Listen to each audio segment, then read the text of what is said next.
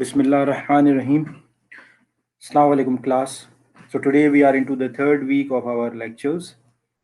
So I'm going to start the third lecture soon. So I'm just waiting for you all to join in. Once you all join in, then we will start our lecture.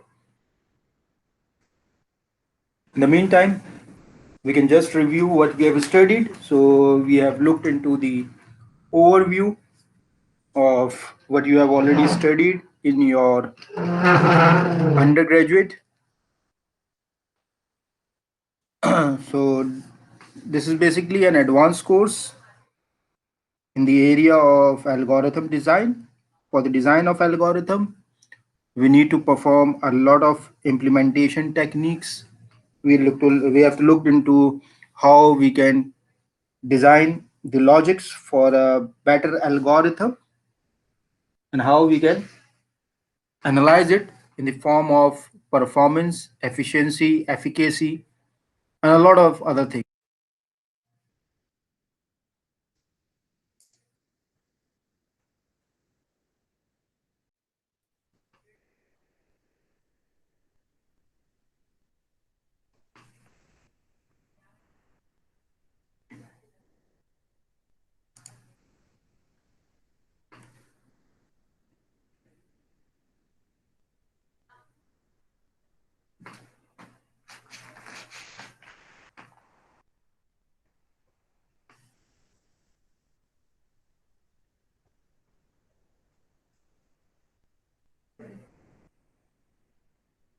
Assalamu alaikum class.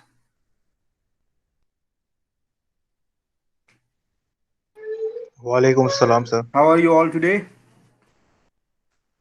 So we are fine, just waiting for for you. Yeah, I am also waiting for you all because now there are only three students, so I will wait for a few more minutes and then I will start the lecture. Okay, sure, sir. Exam शुरू हो गए आप So, लोगों के? sir, actually, like it will be started on from Sunday. Okay, तो आज exam नहीं हुआ है? नहीं सर लाया आज तो नहीं लाइक संडे को है मेरा कल है सॉफ्टवेयर इंजीनियरिंग फॉर्मूला स्पेसिफिकेशन का 3 to 6. जी सर 3 to 6 है okay,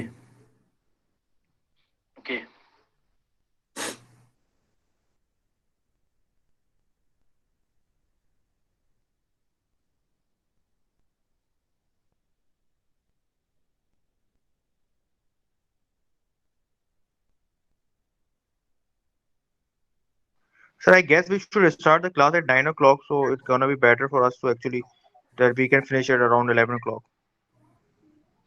yeah, but the problem is I usually have dinner at 9:30. If I start Okay, at 9, then I have to go for dinner in between. So there will be a break. okay, So it's better to have dinner and then start the class. okay, sure, sir, sure, sir.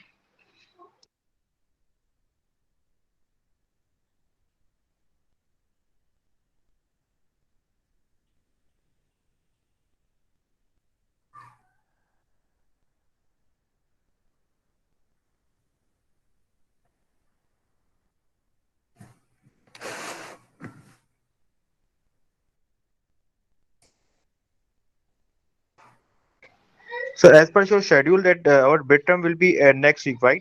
On Sunday, Yes, right? So yes. okay, The midterm will be and in conducted the at the same time. okay, in the meanwhile, we have next class would be on Friday, next Friday. Yes, and I will be sharing a recorded lecture in between, either on Tuesday or Wednesday. There will be a recorded lecture shared, and then we will have one more lecture on Friday. And all those lectures that are covered till Friday will be included in the midterm. Okay, okay, sure, sir.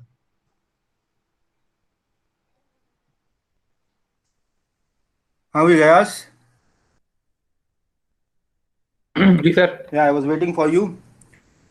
Thank you आपने एक चीज़ last class में share की थी, मैंने उसको go through किया तो नज़र आया मुझे कि I have discuss something incorrect in the class, तो उसको करेक्शन पहले कर लेते हैं, फिर आगे चलते हैं.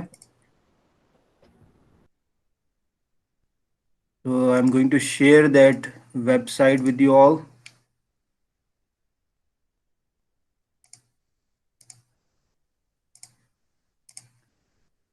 Can you all see it? Yes, जी sir. सर. अच्छा, तो लास्ट क्लास में हम लोग डिस्कशन हो रही थी कि अगर कोई भी हमें रिकरेंस रिलेशनशिप गिवन है किसी एक इक्वेशन की फॉर्म में, तो हम लोग उसको हाइट में कैसे शो करेंगे।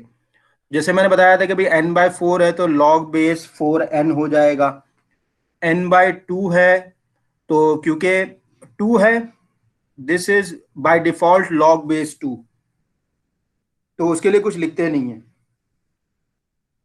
तो for this particular recurrence relation, which is t of n is equal to 2t n/2 plus n square, this one will be, the height will be log base 2n, and this particular tree is drawn using the similar way that I have discussed in the class कि n square होगा, उसके बाद ये 2t n/2 है तो n/2 square and n/2 square हो गया।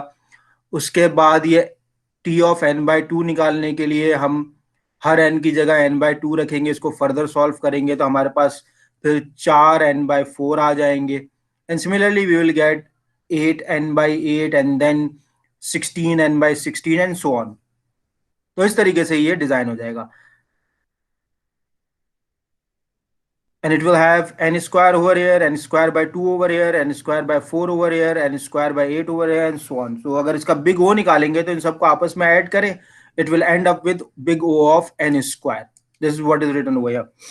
और इसी तरीके से होगा कि आपने इनको सम करना, जब सम करेंगे तो it will remain the same. So till here it was all okay, what we have already discussed. जहां मिस्टेक हुई थी वो थी कि अगर आपके पास रिकरेंस रिलेशन में ऊपर n के साथ कुछ लिखा हुआ हो,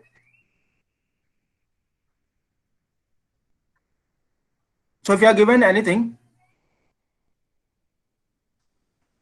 over here like this t of 2n/3, तो इसमें आप क्या करेंगे, इस 2 को हम नीचे भेज सकते हैं, ये 2n/3 हम इसको लिख सकते हैं n divided by 3, it's same, isn't it?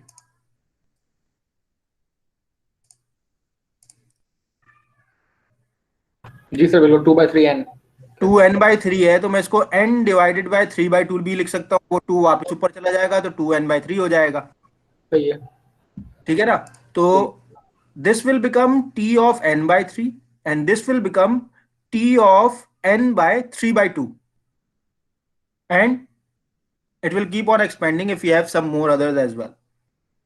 तो इसके अंदर जो बेसिक हाइट बनेगी that will be decided by this particular value which is a higher number. अगर इसको देखा जाए तो ये है t of n/3, ये है t of 2n/3। इसी तरीके से इसमें अगर कोई और होता तो वो होता 3n/3 and then 4n/3 and then 5n/3 and so on.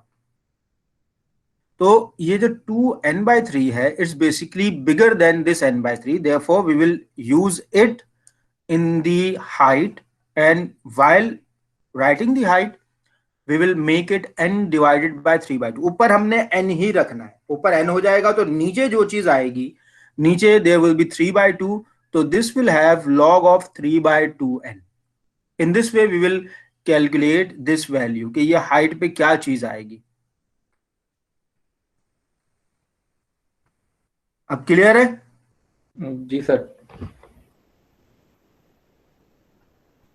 और इसका जो रिकरेंस ट्री भी डिजाइन होगा उसमें आप देखें कि यहाँ पे n से एक n/3 का रिकरेंस चल रहा है, एक 2n/3 का रिकरेंस चल रहा है।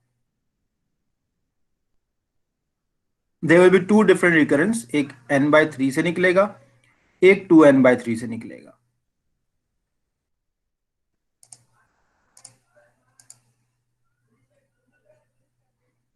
ठीक है, तो ये चीज जो है वो लास्ट क्लास पे मिस हो गई थी,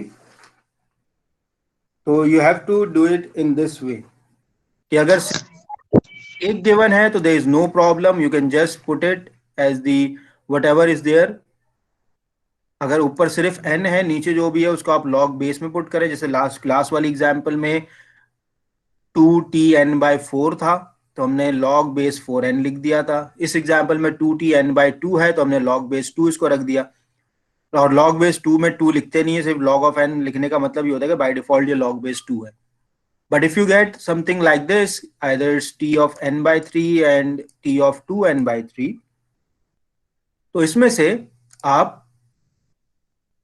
जो भी n के साथ मल्टीपल में है उसको नीचे भेज देंगे, n by 3 by 2 हो जाएगा, and that will become the height as log base 3 by 2n. इसकी जगह कुछ भी गिवन हो आप इसको इसी तरीके से बना सकते हैं. Got it?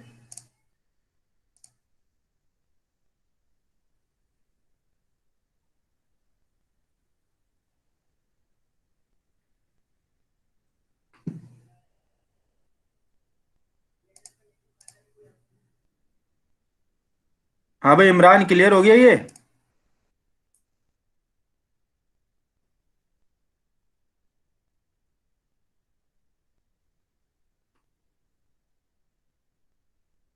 Imran, can you hear me? Sir आप मुझसे कह रहे हैं? हाँ तुमसे पूछ रहा हूँ. जी जी सर, वो इमरान शेख से मैं समझा आपके पूछ रहे हैं. जी मैं जी सर. इमरान वजाहत से पूछ रहा था कि जी भाई जी जी सर. ठीक है, पहले क्लास में तो हमने सिर्फ सिंपल वाला किया था, उसमें एक सवाल भी पूछा था मुझसे कि भाई अगर ऊपर भी कोई वैल्यू आ जाए तो क्या करेंगे. तो ये करेंगे कि इस ऊपर की जो वैल्यू को है वो हम इसके साथ नीचे डिवीजन में भेज देंगे और जो भी वैल्यू बनेगी वो यहाँ लॉग बेस में हाइट में लिख देंगे. ठीक है? जी सर. ओके, तो इसी के अंदर मास्टर्स मेथड भी है.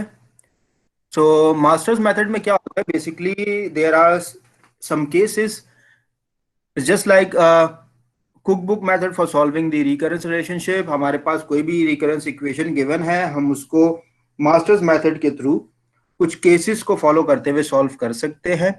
इसके अंदर हमने दो चीजें फाइंड आउट करनी होती है कि what is a and what is b over there.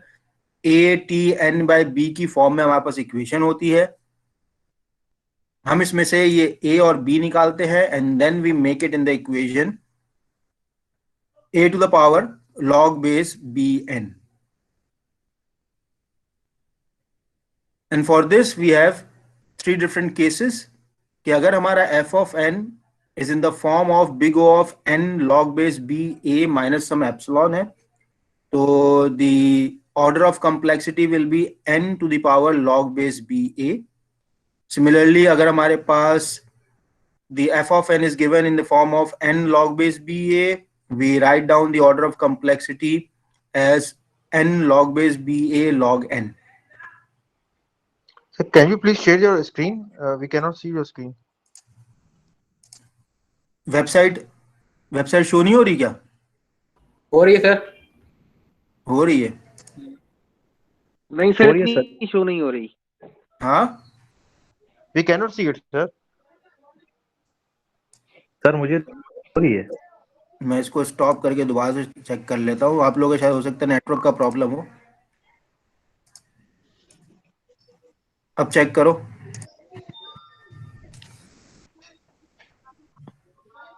आ गई दोबारा से. नहीं सर, नहीं हुई, हम फिर करते हैं. अपना आप लोग डिस्कनेक्ट करके दोबारा ज्वाइन कर लो, हो जाएगा. क्योंकि बहुत सारे लोगों को दिख रही है, Okay. इसका नेटवर्क का इशू है. Okay, sir.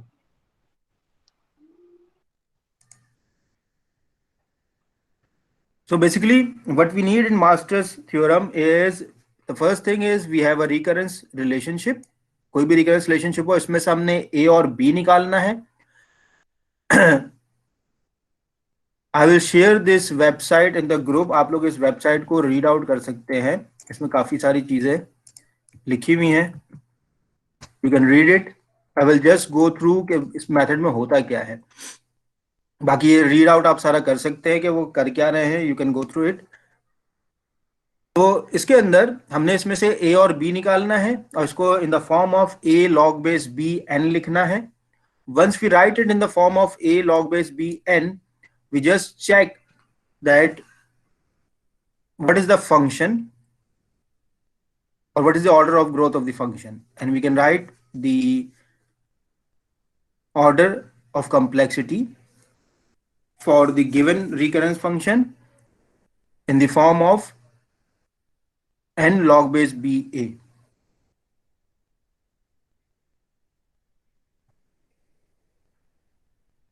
सिमिलरली अगर ये n log base ba है, सिर्फ log base ba है, तो it will be n log base ba multiplied by log n। और एक केस में माइनस एप्सिलॉन था।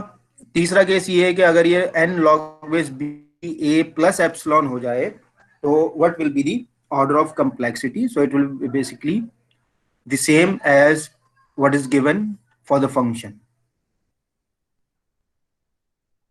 So by following these cases, we can easily look into the equation कि अगर आपके पास एक इक्वेशन गिवन है t of n is equal to 4tn/2 plus n, इसके अंदर आपने ये देखना है कि भाई what is a here। a is 4, जैसे कि यहाँ शुरू में बताया गया था कि आपने a और b आइडेंटिफाई करने हैं, तो it will be a(t(n)/b plus f of n। तो यहाँ पे हमारे पास a 4 है, b 2 है, और f of n क्या गिवन है। f of n is basically this function, whatever this function is. इस प्रॉब्लम में ये f of n हमारे पास n है। So by taking this f of n is equal to n, we get n log base ba which is n square. n square कैसे हुआ, आप b में 2 रखें, a में 4 रखें, तो ये log base 2 multiply by 2 square, तो ये 2 बाहर आ गया, तो ये बेसिकली n स्क्वायर हो गया। क्लियर है ये? जी सर। ठीक है ना। b में 2 रखा, a में 4 रखा, तो इसका आंसर पूरे का log सॉल्व करेंगे 2 आ जाएगा, तो n स्क्वायर हो गया।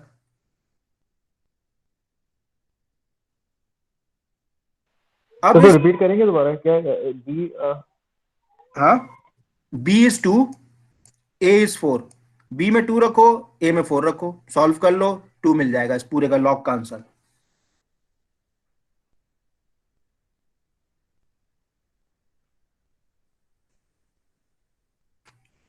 ठीक है,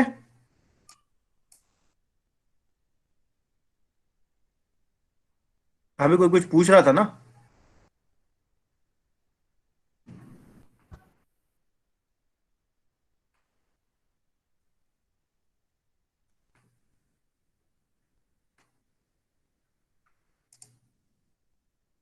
hello, can you hear me? जी सर, वो असल में यही पूछ रहे थे कि एन स्क्वायर कैसा है, तो आपने एक्सप्लेन कर दिया।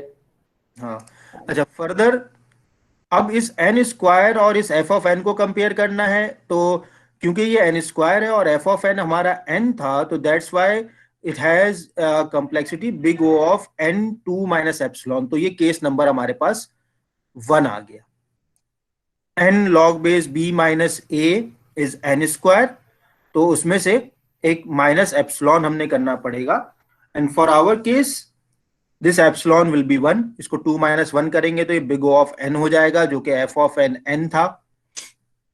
तो this will give me n from here, तो इसके लिए एप्सिलॉन 1 हो गया। So for this the case 1 applies, and therefore we can say that this T of n has a complexity of n square. तो ये इस तरीके से हम मास्टर थ्योरम अप्लाई करके सॉल्व कर सकते हैं। इस तरीके से अगर दूसरी प्रॉब्लम लें कि 4tn/2 प्लस एन स्क्वायर है, for this again we have a is equal to 4 and b is equal to 2। यहां पे हमारे पास f of n n square है और n log base b a से भी हमें n स्क्वायर मिल रहा है, so therefore f of n has directly n square complexity। so direct complexity में हमारे पास केस 2 अप्लाई होता है। तो for this case what we look into is this t of n will become n square log n। कैसे बना कि आपने n log base ba log n इसको लिखना था, तो by using this we get n square log n।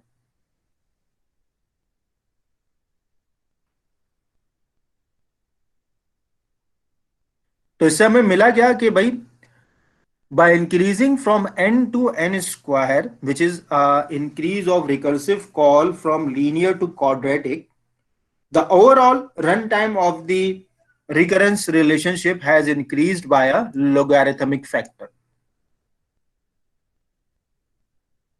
पहले function में बस linear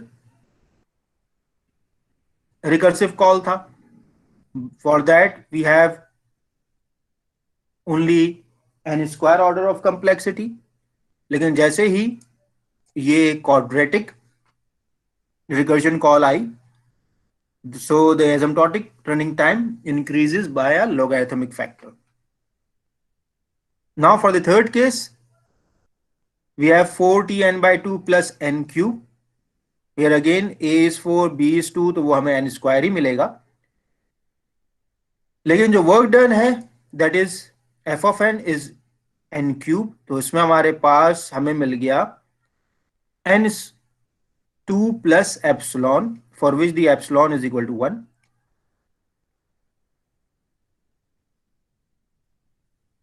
And the other relationship that is given over here, that a f n by b must be less than equal to c f n. तो इस फॉर्मूले को भी solve करते हुए we get 4n by 2 cube, n by 2 cube must be less than equal to k n cube.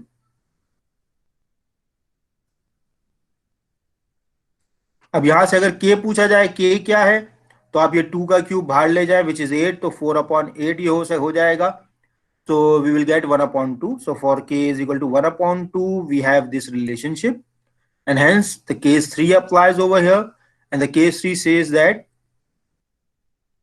this t of n is equal to whatever the complexity is there for the function f of n. तो function f of n का n cube था, तो इस equation का भी हमारे पास n cube order.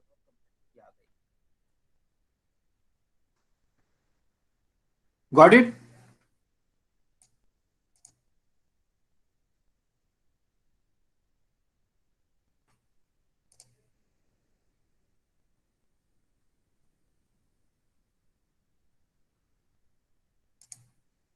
अच्छा, लिंक मैंने ग्रुप पे शेयर कर दिया, लिंक आप लोगों ने देख लिया. एग्जाम्पल 3 में ये समझ नहीं आया कि ओमेगा से थीटा कैसे हो गया. अच्छा, ये मैं उस चीज को वैसे कंसीडर नहीं करता हूँ, मैं हर जगह ऑर्डर ऑफ कम्प्लेक्सिटी ही बोलता हूँ. This is big O, this is big theta, this is big omega. ये तीनों चीजें तो आप लोग वैसे पढ़ चुके होंगे ना, कि बिग थीटा टाइटली बाउंड है, बिग ओमेगा टाइटली बाउंड है, बिग थीटा लूजली बाउंड है, बिग ओ जो है वो बाउंडिंग के अलग अलग होता है, tightly bound, loosely bound, in between the bounds, above the bound, lower the bound. वो जो डायग्राम दिखाया था मैंने एफ ऑफ एन वाली, जी सर उसमें above the bound lower bound था, लाइक टाइटली बाउंड, तो उसमें लाइक टाइटली बाउंड ये वाला है ना, बिग ओमेगा. अच्छा ओके. ऊपर होता है, ऊपर होगा तो बिग ओ, नीचे आएगा तो बिग थीटा, बीच में आएगा तो बिग ओमेगा.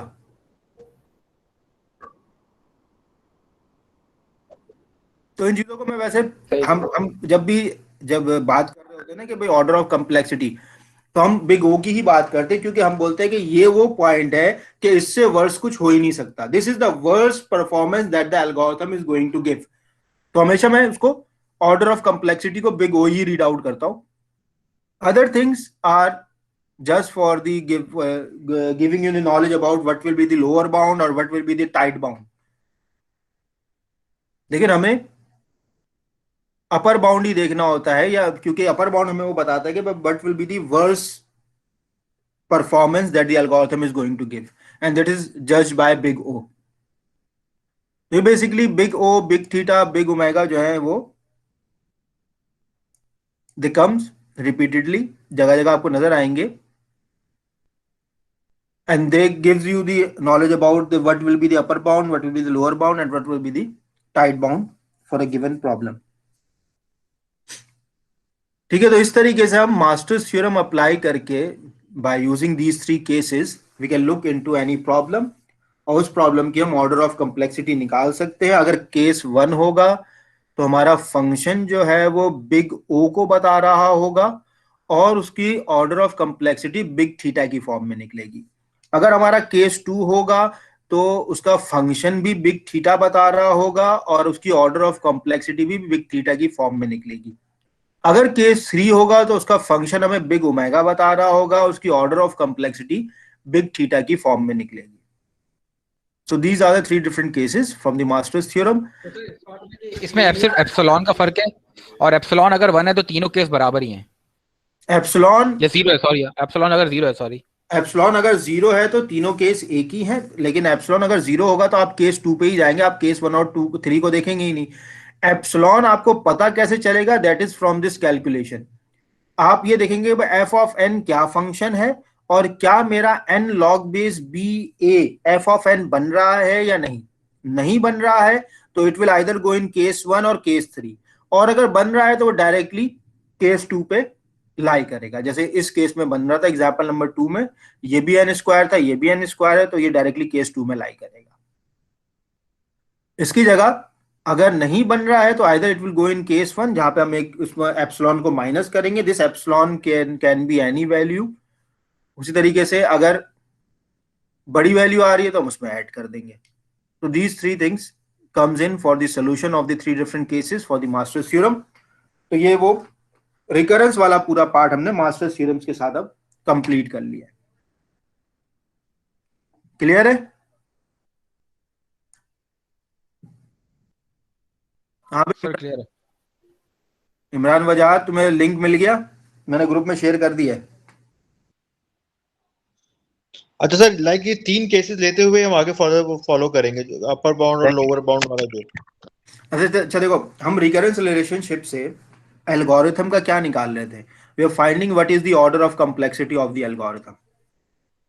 मास्टर्स थ्योरम भी हमें दे रहा है, it is also giving us the order of complexity of the recurrence relation. जो हमने अब रिकरेंस रिलेशन बनती कहां से है? वो एक एल्गोरिथम के रिकरेंस को देख के बनती है कि whether any algorithm is having a recursive call with in itself और नॉट। अगर कोई एल्गोरिथम ऐसा है जिसके अंदर रिकर्सिव कॉल ही नहीं आ रहा तो उसकी रिकरेंस इक्वेशन भी नहीं बनेगी। क्यों? क्योंकि उसके अंदर ये a T n by b होगा ही नहीं। It will only be T of n is equal to f of n. तो recurrence is only there, or recurrence equation is only there for those algorithms that have recursive calls inside। तो जब recursive calls अंदर आती हैं तो we come up with such kind of recurrence equations for any given algorithm।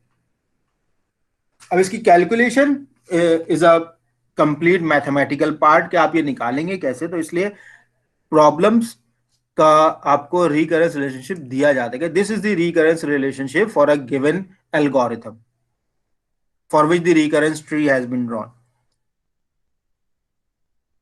There is a complete method that is there which can be used to drive this recurrence relation for a given algorithm। कि कोई algorithm given है, उसमें कहा जाए कि भाई आप इसका रिकरेंस रिलेशन इक्वेशन बनाएं, लेकिन that is not the part of our analysis course, तो वो हम उस चीज को कवर नहीं करेंगे। But if you have the recurrence relationship or recurrence equation of any algorithm, then you can apply the substitution method or the iterative method or the recurrence tree method, or what we have just studied, the master's method, for finding the order of complexity of the given algorithm। Basically होता ही algorithm के लिए आपको कोई algorithm की ही recurrence equation मिलती है और आप उस इक्वेशन से ही उस एल्गोरिथम की ऑर्डर ऑफ कॉम्प्लेक्सिटी निकालते हैं। तो इफ यू आर गिवन और कहा जा रहा है कि मास्टर्स थ्योरम अप्लाई करो, तो there are 3 different cases for the master's theorem. आपने इन्हीं केसेस को फॉलो करते हुए ये चेक करना है कि भाई वो केस 1 में लाई कर रहा है, केस 2 में या केस 3 में, और उसके हिसाब से आपने बता दिया अगर वो केस 1 का है तो it will have an order of complexity of big theta n square, और अगर वो केस 2 में लाई कर रहा है so it will have an order of complexity of big theta of n square log n. Similarly अगर वो केस 3 में लाई कर रहा है तो it will have an order of